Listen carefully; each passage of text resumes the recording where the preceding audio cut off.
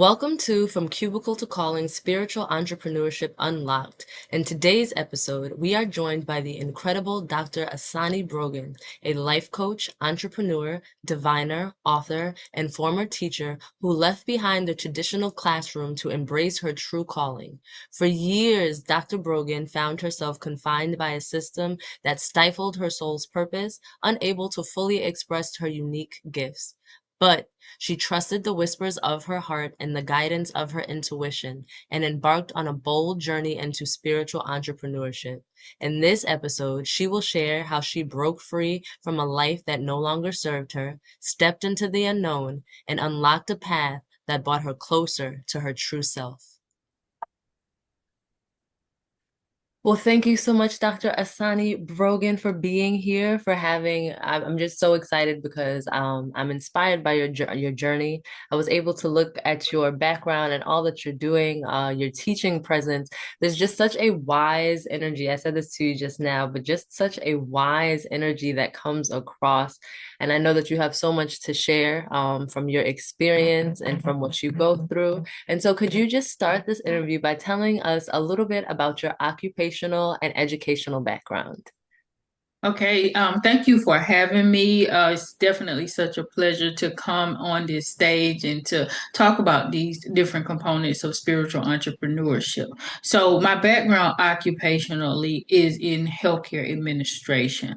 I came from the dynamic of being a professor. I actually was a program director, a department chair, overseeing a healthcare administration program, actually with the department chair role. It was overseeing an entire healthcare department. Wow. So yeah, that's where I come from, and a little bit different, but not too much significantly different than spirituality because actually, like my doctorate is in public health. So public health is, blends really well with the wellness components of what I do from a spiritual aspect, but it's definitely not like the allopathic, healthcare Mhm. routine. Educationally, that is a huge component of what I do because I was in education. I spent quite a number of years, I want to say 20 years, in the higher education sector from an occupational perspective. And so, of course, I blend that heavily into what I do with spiritual entrepreneurship. Wonderful. So, what would like a typical day look like for you as a professor and some like what would your day look like? Wow, yeah, creating lesson plans, trying to, figure out how the best ways to get the information out to my students. So when I transitioned out of the workforce from that dynamic, everything was heavily online, especially from what I did because I was in the administrative capacity. So I wasn't teaching the hands-on practical components of it. Um, so it would look like definitely preparing lessons, standing in front of the students, speaking to them, handling different challenges in the backdrop from an educational perspective, especially with my instructors and the students and all of those different dynamics from a managerial perspective. Okay, all right. And so, what inspired you to make this transition? And even what were some things that you found unfulfilling about your previous path that kind of put you into the path of spiritual entrepreneurship?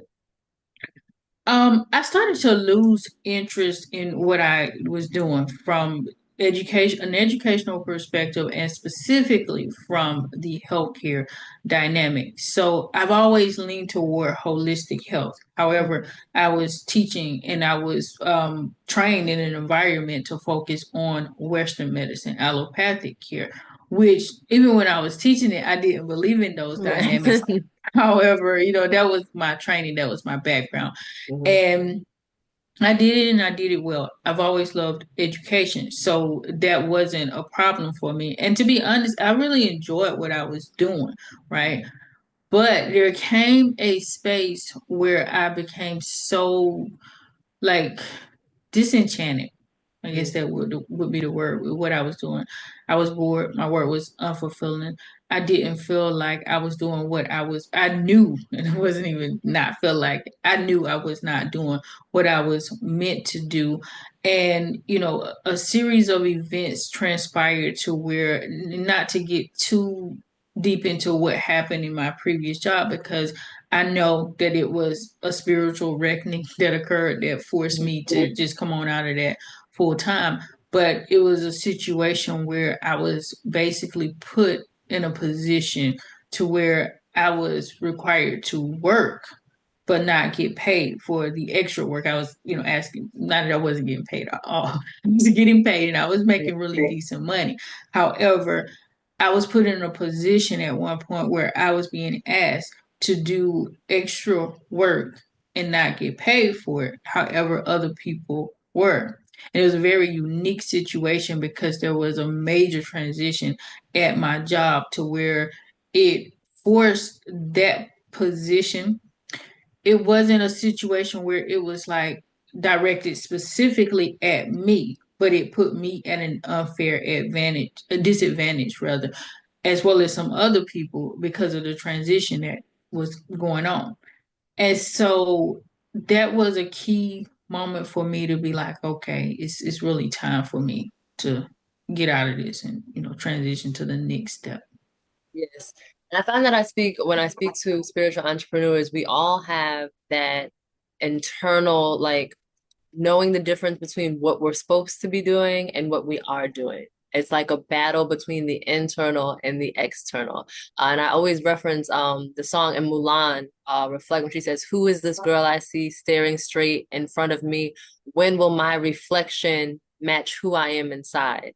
And so that desire to make your internal, your external, because you see it and you feel the pull, and there are signs and synchronicities. You can try to ignore them if you want to, but they will follow you. And then the thing is, like, I feel like the universe gives you that opportunity where it's like either you're going to make the change on your own, or we're going to rearrange your life and put different circumstances and things that happen, whether this is being fired, whether this is some kind of loss of salary, something like that, that's going to push you. You have to push, to be conceived, not conceived, but be birthed as the new version of yourself. So I definitely recognize that in your story when you're talking about the series of events that occurred, and how you believed in holistic medicine, but that was not your training or what you were taught. So I do recognize that. So what were you, on a practical level, what were the first couple steps you took to transition? Okay, so I was blessed. The irony of it is I had actually already started up my business. And when I started up my business, I was just driven by spirit to start Mm-hmm. an LLC. I didn't even know what I was going to do at that point.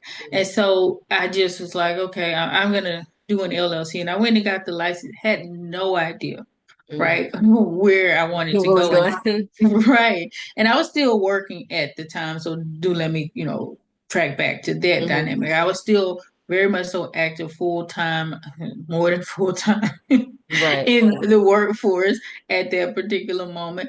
And so I started that LLC. I just went ahead and did all the paperwork for my state, so forth and so on. And then I was like, what do I want to do? And at that time, I was like just kind of searching for different things, and I toyed around with a few ideas, and I started to get interested in like financial coaching, business coaching, career coaching, things like that. So I went ahead and I got certifications for that. I was like, this, seems like something that would be interesting to me. And so with the LLC, I directed all of the energy that way after I got my training, and I actually set up shop because it was like a more of a natural pivot because I was already advising students about career prospects and things like that. And so it was really, really easy for me to just go from that to that. However, when I did go down that path, still knew innately, internally, I was like, I know I have to do spirituality. That's what spirit was calling me to do. And at that time, I was practicing what I currently practice, which is the Haitian voodoo and the Ifa tradition. And I wasn't ready to, come to the forefront. It's nothing that I'm ashamed of, and I don't have any problem even before I started my business with telling people this is what I do, this is what I believe in. However, I wasn't ready to bring that, to a public facing position in terms of business at that particular time. But, therein again, certain situations transpired and it pretty much forced me to go in that direction. It was like, I wouldn't even say force. It was just like this burning desire. My spiritual team, like they speak with me heavily, and they were like, "Yeah, you Mm-hmm. need to go down this path." And so so I kept, you know, um, going down the road that I was going down and doing what I was doing with the career, the business and things like that. And at the time it wasn't like so important to me because I was still working. And, I had my primary income. I'm married, so my husband has an income and we were good, right? And so really at the time my business was more of like a hobby for me, to be honest with you. And so prior to those things transpiring on the job that I was at the time, I had already pivoted into spirituality because it was like, you know what, I need to do what, if I'm going to do it, I'm going to do something that I love that brings me joy. And like literally, as soon as I transitioned, my business took off after that. And I was doing okay, but again, I wasn't even pressing it because I didn't want to be too busy in Mm-hmm. doing the financial coaching and things like that. So I would get clients here and there, and it was so perfectly okay with me whenever I got somebody. Like I wasn't even aggressively marketing any of those things. Mm-hmm. So I was able, when I did transition, I saw like whew, immediately, like, and I was like, whoa, you know. And so I was very encouraged by that. And my spiritual team allowed me some time. I want to say about a good year and a half, maybe 2 years before that situation happened at my workplace. That was the catalyst for me saying, you know what, I'm done. I'm going to transition out. So I'd had enough experience in the business world to where when I made that transition, it was pretty smooth for me. Oh, that's Oh, that's awesome. awesome. Let me see. There we go. So tell me about your spiritual gifts. How are you spiritually gifted? And how did those translate into the products and services that you now offer? I am very, very much so intuitively gifted. I do divination now through the tarot readings. Now, Mm-hmm. I don't offer tarot divination readings. I just do that really on my YouTube channel. Honestly, it's more so of a hobby at this point than anything Mm-hmm. else. However, the core of my business is about Ifa divination. And so I would say from a gifted perspective, yes, I have the gift of divination, but I also have the gift to be able to educate and teach. So that's the core of what I do, is educating people about Ifa, teaching them about the tradition in a very systematic way. We create courses, we create so many materials. We of course have the free devices that we utilize in social media, on the blog and so forth and so on. But we also create courses, writing books, and so many different things to help people to understand the tradition in a systematic way. Okay, could you tell me a little bit more about the book, if you have the book or the Oracle deck that you created? So I have many books, Oh, but I am going to share with you like both of those two devices. So this book is actually for spiritual entrepreneurs. The book I was referencing before in relation to EFI, and I'm going to hold up in a mhm. second, is about African spirituality. And I also have a book about connecting with your ancestors. So Wow. those are for people who are seeking to go down that path. But I also still help entrepreneurs, only spiritual entrepreneurs at this point. And so this is one of my books. I don't know if you can see it. That sun is getting in. Can you see it there? A little close, people just a little so we can see the top part of the, Okay, there so we this go. is the There it is. 2025 Spiritual Business Playbook, and Wow. helps people market based on current trends for 2025. The predictions are based on what Pinterest did. It's not just about, people who want to market on Pinterest though. This is going to be helpful. It is helpful rather for people who want to market in on any platform, on any Mhm. social media platform, even so on their website. It's about what people are searching for throughout 2025, right? And this is just one tool because I do have two courses right now that are available on Udemy that help people with marketing, spiritual entrepreneurs with marketing, even starting up. I have a spiritual entrepreneurship one-on-one course. Now, as far as the other device, this is a deck. So this is the Spirits of Africa. Can you see it? Is it Yes, I good? can. Beautiful. Thank you. Spirits of Africa numerology oracle. So, obviously it's based on African spiritual systems and the concept of numerology linked to it. Therein, anybody who is interested in divination, right? And definitely they want to go with that context of African spirits. They can get this from a consumer perspective and also from an entrepreneur perspective. So, however you want to use it. Well, that's wonderful. And tell us your website and where they can get these tools from you, from the courses to the books to the deck. So everything can be found at asanee44.com, right? Just go there and everything that I do is on my website. That's wonderful. And I'm just amazed because that tool, again, I'm here trying to inspire spiritual entrepreneurship, and you're giving practical guides and a book about marketing with trends, but also incorporating the fact that spirituality is obviously the basis of everything that you do. It's the foundation of everything that you do. And there's so many people who are feeling trapped, who are feeling stuck, who are feeling unfulfilled. They go to work because they have to pay bills, but it feels like death to them. It feels like being chained and bound to them. And the answer is to find your path, to find your gift and what spirit has placed you here to do and serve that gift to those around you. And the path can fully support you. So I just think it's wonderful that you have created these tools. You are definitely a divine educator. That's in your blood. You can tell. I feel like anyone who just would have a conversation with you is going to get educated. Like just from having a plain basic conversation, they're going to walk away with some knowledge to help to further and better them. So, just thank you for your gifts that you are sharing. Looking back on your path, looking back on the path, is there anything that you would do differently? Yeah, so I would say I would start more so with the educational knowledge of actually how starting up a business, understanding the foundation of business ownership, right? Because I think that's the part that so many people miss, especially people who jump into entrepreneurship from like a content creator perspective, Mm-hmm. creator rather perspective. They're not the same, right?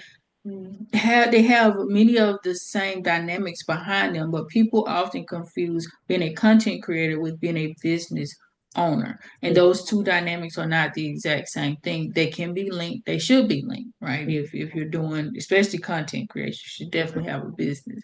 And so understanding the foundational mechanics of business, and actually I'm going to say specifically from a marketing perspective. So it's not even just the mechanics of doing a business plan, because I had all of that. I am just a very strategic person. So I did go that route, but specifically with understanding marketing, SEO, things like that. And this is why, I do encourage entrepreneurs to be entrepreneurs, have a business, right? Yes. Do content creation. You can make money from the platforms, the partnerships, the affiliate, brand deals and things like that. All of those things are great, but those things are not a business. You're an independent contractor. You are working for somebody else when you do those things. Nothing wrong with it. I do affiliate marketing myself. I get paid from, partnerships with Mm-hmm. social media platforms myself, but I have a business and I started from that perspective. I Mm-hmm. started with my own website, which I encourage everybody to do. So, Definitely. That's the most important thing I would say is for me would be going back and getting that foundational knowledge in marketing and understanding that before I set up my website and things like Mm-hmm. that. Hmm. Yes. And so LLB, you would suggest people to look into getting an LLC for themselves then. Absolutely. So I definitely, and I know there is some the back and forth and so forth like that as far as like let me just go ahead and do this as a sole proprietor or what have you.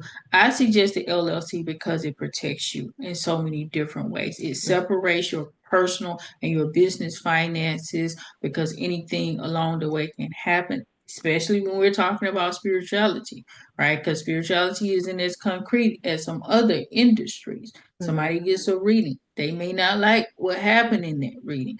And so, what you said or what have you. And so, then they want to do a chargeback or something like that. You need to be able to protect yourself. All Mm-hmm. right. And, it can even spawn much more out of control than that. They make a certain decision based on what happened in the reading. It doesn't go the way they wanted it to go. They want to bring litigation. Protect yourself Mm-hmm. with an LLC. Hmm. Very, very smart. So what would you say is the most fulfilling part, the most satisfactory part of having your own business and working in alignment with what you were called to do? Exactly that, what you just said. Working in alignment with what I was called to do. Nothing beats that because I work hard. I work harder in Hmm. my business Hmm. than I did in the workforce, but I get so much joy. I don't feel like I'm going to work. I get up early in the morning and I come and I sit. I'm very disciplined, always have been. So Hmm. it's not a challenge for me to be like, well, what do I do today or whatever. I'm always busy, right? Yes. And but having is not a grudgeful, busyness. It's not like, oh my God, I gotta do this today and I gotta do that. No, because I love what I do. I love many of the aspects of what I do. There's definitely some things that, I would prefer not to have to do, but Hmm. this is the day and time we live in. As an entrepreneur, especially with being a service provider, you're going to have to put yourself out there, right? You're Hmm. going to have to let people know who you are in today's world. That looks like you being on social media. Hmm. That component, to be honest with you, I would prefer not to do, Hmm. but it is what it is. It has been beautifully beneficial. I've been able to make some amazing connections through it. So I'm not bemoaning it, but that is probably the most challenging part right now, I would say. Would you consider yourself an introvert? I would. I would consider Yeah. myself an introvert. I know so many, including myself, so many of us, I will say, who it's almost as though that was the spiritual task, because if we could, we would stay, we don't have to get on this camera, you know what I'm saying? We could be here, but our callings also called us to put us in front of people, in front of a crowd. So there was just, by answering a call, there was automatically that spiritual growth, to become Mhm. expansive. But if we had the chance, I'm sure that many of us would choose to never have to go, in front of people and on the camera and on the social. But our calling is so great and so important to us. And like you said, in the corporate world, you get drained because you're building someone else's dreams or you're doing things that you're obligated to do. It just drains your energy. When you're working for yourself, you might get a little tired, you know what I'm saying? But you loving what you're doing the whole time. It's meaningful, it's fulfilling, so that's wonderful. And if you could give any advice to someone who is trying to transition from that 9 to 5 lifestyle to a path of spiritual entrepreneurship, based on what you know, what you've learned, your life experience, what would that be? Definitely be strategic about it. Educate yourself. Understand what you're going into. Understand that like the business world is not like you out here floating on clouds. Even if you feel called to do it, you still have to go through the stages of building Mm-hmm. your business just like everybody else. And that is something that I've gotten from spiritual entrepreneurs a lot because they'll come and say, "Wow, I was called to do this," and they assume that that calling means everything is going to be easy. And that is not the case. You know, business is business, okay? Right. The spiritual world, even that, like, when you're dealing with spirituality, everything doesn't just drop in your lap. And so understand that, like, you still need to operate as a business. And a lot of things with, spiritual entrepreneurs too, is we tend to be more charitable, very, very kind, loving, and giving, right? And you cannot be that Mm. 100% if you're trying to own a business, because otherwise you're going to give everything away and you're not going to make any money. So you have to be able to interface with both of those dynamics of yourself, that loving, caring, generous person who wants to, help the world, but also that smart business savvy individual who knows how to still make money and get the energy, right, that they're putting out there back to them, understanding that you don't want to leave that void. And at the end of the day, you got to eat if you don't Yes. have any other Yes. means of supporting yourself. And so, like, that's going to push a lot of people out there to force them. If you go into business, you're going to have to figure those dynamics out. But I would say the core of my message there is understanding what business is, right? Being strategic about it, planning, and learning how to navigate this space in a way that's going to be efficient and effective for you. Yes, Ashe, Ashe. See, that's something that I speak to my clients about, the masculine and the feminine. Feminine being like the spiritual aspect, but masculine being the practical and taking action. Yes, you want a business and you can do all the rituals, but did you write a business plan? Do you have a target demographic? Do you understand, like you said, search engine optimization, building websites, this kind of a thing? And you don't have to do it all by yourself. That's when you can That's when you call can call community. community. You can ask other people, you can ask for advice, but you need to understand that, just because I believe that when you try to do it all in the masculine energy, just going, going, going, but you have no direction, you're just going to be lost. Nothing's going to be accomplished. And if you think that you're just going to law of attraction, manifest it with candles and hope, I promise you it's not going to happen. But when you do both, that's when you become your most powerful. That's when you become your most successful. And that's when you are exalted in the things that you do. So thank you very much for echoing that message. I want to thank you so much for your time.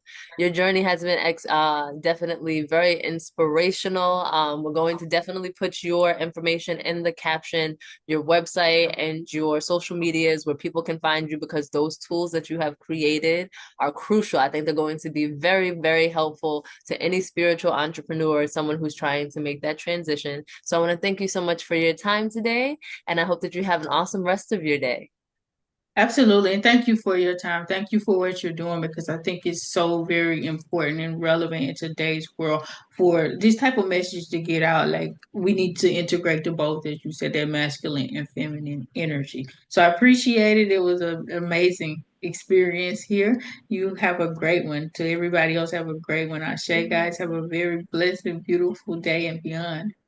Thank you so much.